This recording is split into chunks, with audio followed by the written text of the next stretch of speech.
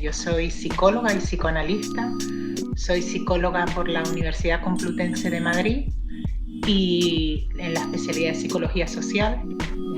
Terminé haciendo la especialidad de Psicología Social y luego me especialicé por distintas ramas, pero terminé formándome en el psicoanálisis y soy integrante de la Escuela de Psicoanálisis Grupo Cero, una escuela que está afincada en Madrid, que tiene también sedes por otras ciudades de España y también en Argentina y creo que en algunos otros países de Hispanoamérica.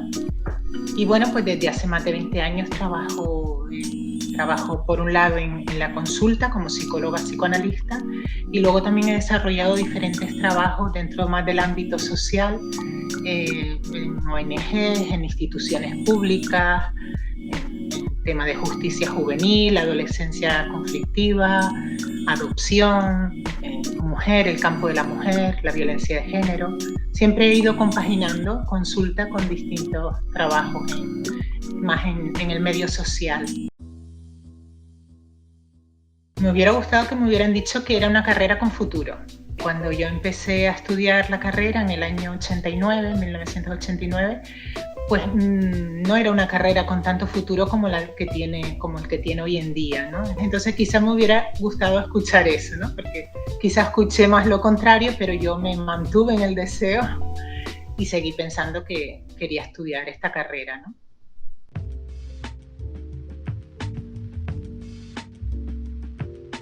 La corriente que la persona quiera estudiar, creo que tiene algo más que ver con una elección inconsciente.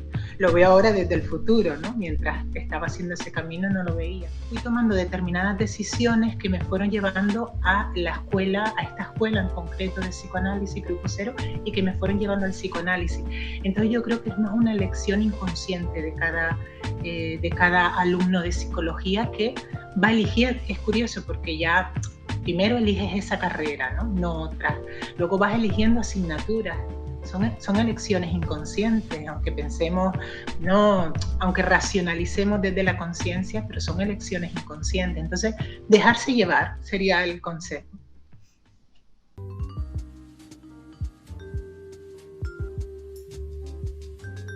Sigmund Freud sería uno de ellos, Jacques Lacan sería otro.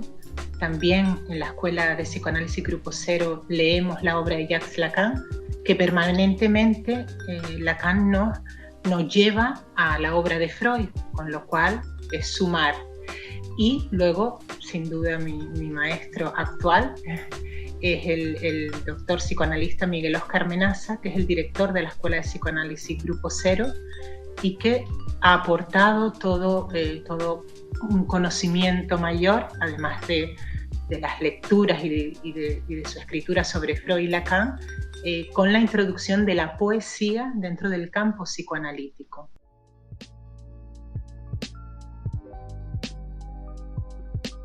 Se recibe al paciente y se deja que él elija el tema del que quiera hablar. Se utiliza la técnica de la asociación libre, por la cual el paciente tiene que decir todo aquello que se le venga a la cabeza sin censura. El psicoanalista, o yo en este caso, escucho lo que el paciente dice y si sobreviene la interpretación en el curso de esa sesión, le indico alguna cosa que se haya puesto de manifiesto, no solo en la asociación libre de esa sesión, sino en el curso del tratamiento.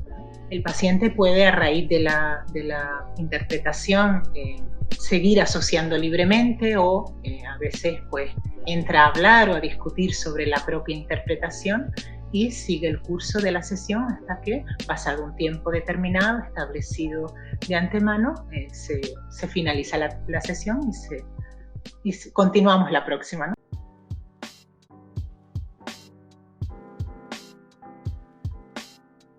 Antes de Freud y después de Freud no nos encontramos una teoría que dé cuenta de todos los procesos psíquicos, tanto normales como patológicos.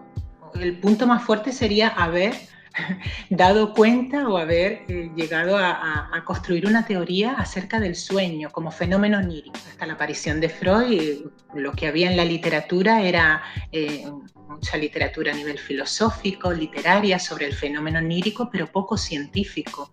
Hoy en día no hay una teoría que contradiga el teorema principal de la interpretación de los sueños, que el sueño es una realización de deseo o es como una realización de deseo. Entonces me parece que como punto fuerte el descubrimiento y el acercamiento a todos los procesos psíquicos humanos, la descripción en profundidad, la observación clínica de muchísimos pacientes para llegar a determinar y a escribir todo lo que luego escribió y toda su teoría.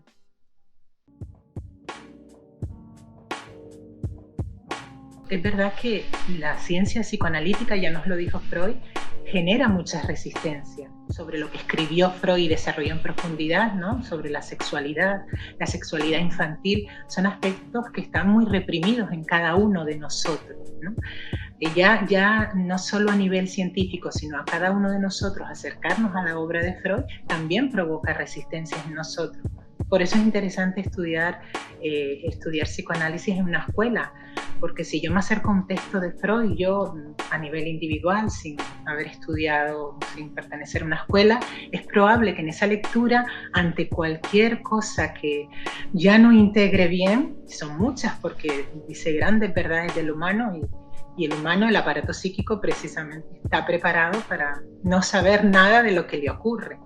Entonces voy rápidamente a rechazar aquello. Pero creo que las críticas han hecho más fuerte a esta ciencia al final, ¿no? Porque Freud las utilizaba muy inteligentemente y utilizaba muchos de sus textos, comienza sus textos haciendo referencia a la crítica, para luego ir desarbolándola o ir desmantelando esa crítica con la teoría, ¿no? Entonces, bueno, no creo que haya influido negativamente.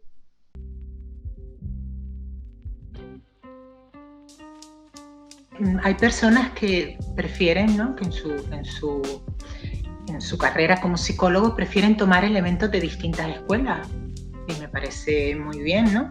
Hay otras personas que prefieren sumirse profundamente en una escuela y trabajar desde esa escuela. Creo que ahí tiene que ser lo que le resulte más cómodo a uno, ¿no? El psicoanálisis es una cosa, lógicamente si uno hace psicoanálisis, sí debe hacer psicoanálisis, como está en los textos de Freud, porque si yo utilizo conceptos del psicoanálisis, pero luego es otra cosa, que no está ni mal ni bien, ¿no?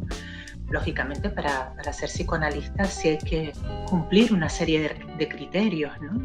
Estudiar la obra de Freud, estarse formando permanentemente, hacer análisis personal, supervisar los casos, ¿no? Pero bueno, hay muchos psicólogos que utilizan distintos elementos de distintas corrientes y cuando pues trabajan, tienen frente hacia el paciente, utilizan unas y otras, ¿no? Me parece bien, por supuesto. Por ejemplo, aquí en mi región, ¿no? en las Islas Canarias, una provincia una comunidad autónoma de España, es verdad que no somos muchos psicoanalistas, no somos muchos, pero hay muchísima demanda de psicoanálisis. Cuando la gente se acerca a la consulta, a veces le llama la atención eso de psicoanálisis y otras veces van sin saber, ¿no? Sin saber que uno es psicoanalista, generalmente les suele interesar mucho el psicoanálisis. O cuando hacemos charlas, vídeos en directo, mucha gente participa, ¿no? Porque el psicoanálisis está inmerso en nuestro imaginario, en nuestro día a día, ¿no? Es decir, que aunque luego uno no sea psicoanalista o no estudie la teoría psicoanalítica, no se puede salir del descubrimiento psicoanalítico, del descubrimiento que hizo Freud, ¿no? ¿Quién no dice, ay, me traicionó el subconsciente, como dice la gente?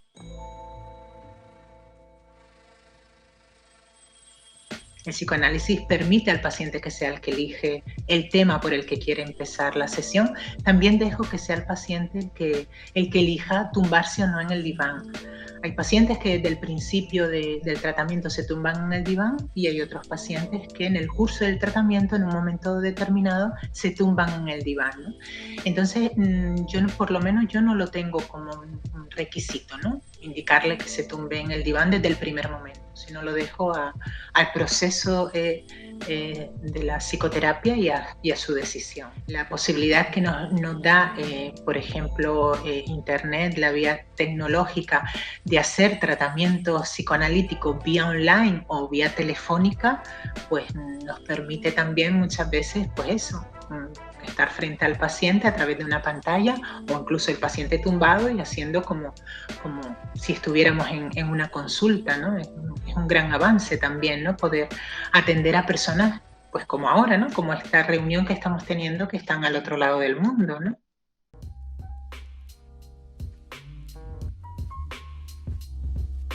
A mí me interesó siempre desde el principio la clínica, pero las asignaturas clínicas de la carrera de psicología en la Universidad Complutense era muy a nivel conductista, cognitivista, desde la psiquiatría, desde el diagnóstico, y yo incluso llegué a abandonar, pese a que hoy en día mi carrera ya profesional ha sido clínica. Fundamentalmente yo trabajo en la clínica con pacientes, sin embargo, todo el planteamiento que yo veía de psicopatología, por ejemplo, ¿no? Toda la asignatura de psicopatología o la modificación de conducta o el tratamiento de las patologías me alejaban en lugar de acercarme a la clínica. Más allá de cuando estás estudiando la psicopatología, que además te ves reflejado en todos los síndromes, todos los síndromes que estudias, dices, ay, yo tengo esto, yo tengo esto. Fui buscando por otros lados sin saber lo que buscaba. Comencé a realizar estudios fuera de la universidad. Empecé, por ejemplo, a estudiar terapia familiar sistémica. Lo sistémico me traía algo de lo psicoanalítico y de ahí derivé a una escuela de terapia familiar psicoanalítica, ¿no?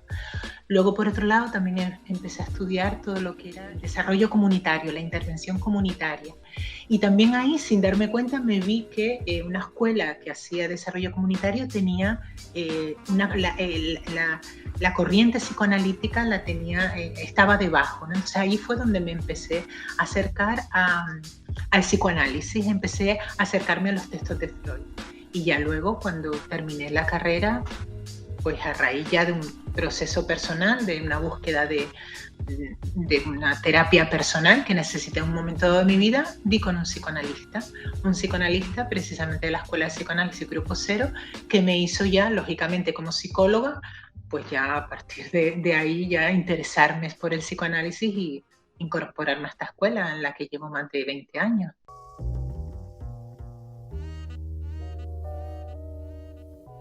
Que aquí en España, por ejemplo, la psicología y el psicoanálisis todavía menos, hay mucha dificultad para que entre dentro de la sanidad pública. Si vemos la ratio de psicólogos e incluso de psiquiatras también, ¿no? Pero si vemos la ratio de psicólogos en la sanidad pública, es muy baja conforme o comparándola con la ratio de médicos, por ejemplo, ¿no? Entonces, ya ahí hay una asignatura pendiente. Y dentro de la psicología, el psicoanálisis, la rama del psicoanálisis, no creo que haya un rechazo frontal, ¿no? Pero si nos vamos a nivel general, sí es verdad, ya no tan a nivel regional o de España, sí es verdad que hay prejuicios acerca de la psicoterapia psicoanalítica, ¿no?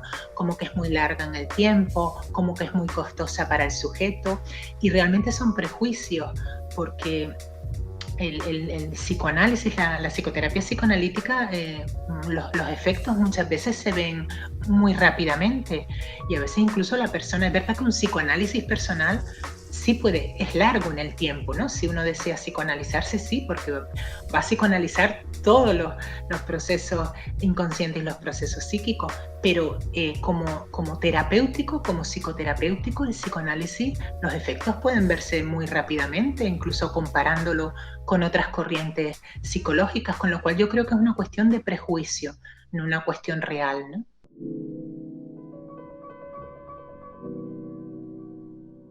Bueno, si te digo que no, te estaría mintiendo, ¿no? Es una carrera que exige un trabajo continuo y exige una serie de sacrificios. Por ejemplo, un cirujano que trabaje con sus manos y además con instrumentos externos, sus manos y esos instrumentos externos tienen que estar en perfecto estado, porque es lo que le lleva a trabajar sobre el órgano que va a operar, ¿no? Lo mismo el inconsciente del psicoanalista tiene que estar en perfecto estado en el sentido de que yo tengo que analizarme, mientras tenga pacientes, tengo que analizarme permanentemente, ¿no? Tengo que estar en psicoanálisis al principio personal, luego psicoanálisis didáctico, para poder tratar y para poder atender a un paciente, ¿no? Luego tengo también que estar en una cadena formativa, tengo que estar también constantemente acercándome a la obra de Freud, difundiendo el psicoanálisis, supervisando casos. Entonces una carrera que exige un trabajo grande para la persona que quiere ser psicoanalista.